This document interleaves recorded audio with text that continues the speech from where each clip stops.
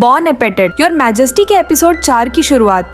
जी young, chef yum और chef मेंग एक cooking प्रतियोगिता में हिस्सा लेते हैं। विधवा रानी इंजू बताती हैं कि थीम पितृभक्ति है और मुख्य सामग्री टोफू सोयाबीन पेस्ट दोएनजांग होगी।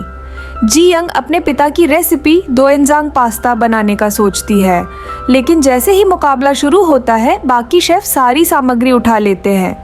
जी यंग के पास सिर्फ टूटा हुआ टोफू, थोड़ा सा दोएनजांग और थोड़ा पालक बचता है। सीन शिफ्ट होता है। नपुंसक जी यंग को थोड़ा दोएनजांग देता है, लेकिन वह उतना अच्छा नहीं होता जितना बाकी रसोइयों के पास है। वह बताता है कि रानी इंजू की मां ने महल जाने से पहले आखिरी बार दोएनजांग सूप बनाया था, जिसका स्वाद आज तक कोई नहीं बना पाया। यह सुनकर जी यंग पास्ता छोड़कर सूप बनाने का सोचती है। खाना बनाते समय उसे याद आता है कि सूप का ताज़ा और नमकीन स्वाद किस चीज से आता है। वह सामग्री लेने बाहर जाना चाहती है, लेकिन पहरेदार रोक देते हैं। तभी ह्योन कहता है, जाओ, लेकिन अगर हार गई तो तुम्हारे दोनों हाथ काट दिए जाएंगे। काफी देर होने पर जी यंग गिलग्यूम से सामग्री लाने को कहती है। रास्ते में पत्नी कांग की दासी चूवोल उसे गिरा देती है, लेकिन कुछ देर बाद गिलग्यूम लौटकर जी यंग को टोकरी दे देती है। जी यंग सूप बनाना शुरू करती है, लेकिन राज परिवार को उसके पालक के इस्तेमाल पर शक होता है, क्योंकि उन्होंने इसे पहले कभी ऐसे नहीं चखा था। समय पूरा होता है और व्यंजन पेश किए जाते हैं। सबसे पहले शेफ मेंग के मछली में लिपटे पकौड़े आते हैं। सबको पसंद आते हैं, लेकिन ह्योन कहता है कि उन्होंने दोएनजांग बस सॉस में ही इस्तेमाल किया है। फिर शेफ युम का टोफू योनपोटांग आता है, पैन में तला टोफू और सूप। अंत में जी यंग की बारी आती है। राज परिवार चौंक जाता है जब जी यंग सिर्फ दोएनजांग सूप परोसती है, लेकिन जैसे ही सब छकते हैं हैरान रह जाते हैं। विधवा रानी को अपनी माँ का बनाया आखिरी सूप याद आ जाता है और उनकी आंखों में आंसू आ जाते हैं। पता चलता है कि गुप्त सामग्री क्लैम है। जी यंग बताती है कि पालक सेहत के लिए अच्छा है, जिससे रानी इंजू भी खुश हो जाती है।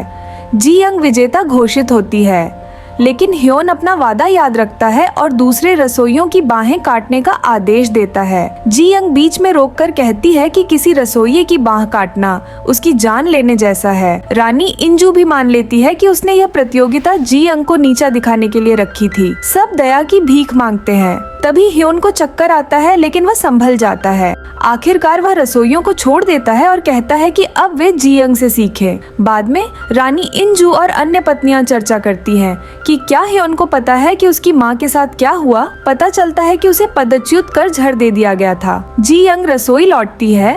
बाकी रसोइये उसकी जान बचाने के लिए धन्यवाद देते हैं। गिलग्यूम बताती है कि कोई उसे बेहोश कर गया था, लेकिन गोंगिल ने बचा लिया। सोंगजे भी मिलती है और कहती है कि जी यंग सिर्फ अपने हुनर से नहीं, बल्कि ह्योन की मदद से भी बची। ह्योन कंसर्ट कांग के कमरे में जाता है और उस पर जी यंग के पीछे पड़ने का आरोप लगाता है। कंसर्ट कांग बताती है कि वह अपनी माँ का हत्यारा ढूंढ रही थी। अचानक राजा चक्कर खाकर अपने कमरे में पहुँचता है।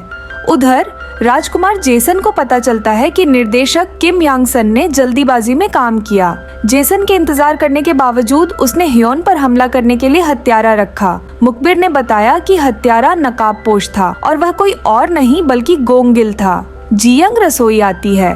नपुंसक यून बताता है कि राजा को द्वारा पड़ रहा है। जी यंग जानती है कि इस दौरान राजा सभी पर गुस्सा करता है। वह दोएनजांग पास्ता बनाती है ताकि उसे आराम मिले। जब पास्ता परोसा जाता है, राजा जी यंग को छोड़कर बाकी सबको जाने देता है। बुरे मूड में होने के बावजूद वह पास्ता का आनंद लेता है।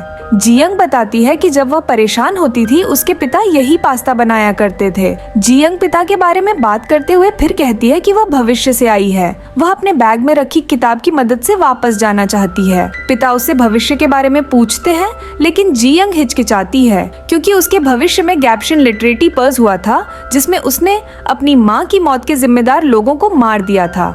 इसके बाद एक विद्रोह हुआ और ह्योन को पदच्युत कर दिया गया। बाद में ह्योन जी यंग के पकवान के बारे में एक किताब में लिखता है।